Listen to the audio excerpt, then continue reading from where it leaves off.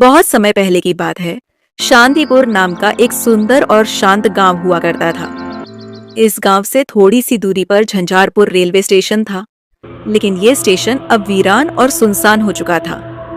गांव के लोगों का मानना था कि वहां भूत का साया है और हर अमावस्या की रात को एक भूतिया दुल्हा अपने भूतिया बारात के साथ स्टेशन से गांव की ओर निकलता है और एक जवान लड़की को अपने साथ ले जाता है। राजकुमार एक साधारण किसान अपनी पत्नी सरोज और बेटी मीरा के साथ उसी गांव में रहता था। मीरा बहुत प्यारी और होशियार लड़की थी और आज अमावस्या की रात थी। सरोज, आज फिर वो मनहूस रात आ गई। मैंने सब दरवाजे और खिड़कियां बंद कर दी हैं। कोई भी दरवाजा खटखटाए तो खोलना मत। पिताजी, मुझे डर लग रहा है। क्या भूत सच में मुझे लेने आएगा? नहीं बेटी, जब तक हम जिंदा हैं तुझे कुछ नहीं होने देंगे। गांव के हर घर में डर छाया हुआ था। सभी अपने घरों में छिपे सहमे और अपने घर के दरवाजे बंद करके बैठे थे। अचानक गांव में ढोल, शहनाई और अजीब सी हवा चलने लगी। दूर रेलवे स्टेशन से बैंड बाजे की आवाजें आने लगी। तभी भूतिया दुल्हा की आवाज आई। अरे गांव वालों, देखो बारात आ गई। क्या कोई स्वागत करने वाला नहीं है? कहाँ है मेरी दुल्हन? कहते हुए राजकुमार का दरवाजा पीटने लगा। मेरी बेटी को छोड़ दो, वो बहुत छोटी है, उसकी शादी की उम्र भी नहीं हुई। झूठ! तू ही तो पिछले हफ्ते दूसरे गांव में रिश्ता देखने गया था। अब अपनी बेटी को छुपा रहा है।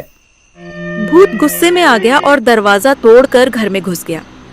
उसने मीरा के माता पिता को मार डाला और मीरा को उठाकर ले गया। सुबह जब गांव वाले बाहर निकले तो सब डर से सहम गए। मीरा के माता पिता अब इस दुनिया में नहीं थे और मीरा, वो अब उस भूतिया ट्रेन की कैदी बन चुकी थी। कब तक हमारी बेटियों को ऐसे उठाते रहेंगे ये भूत? गई, कल को मेरी बेटी सीमा की बारी हो सकती है।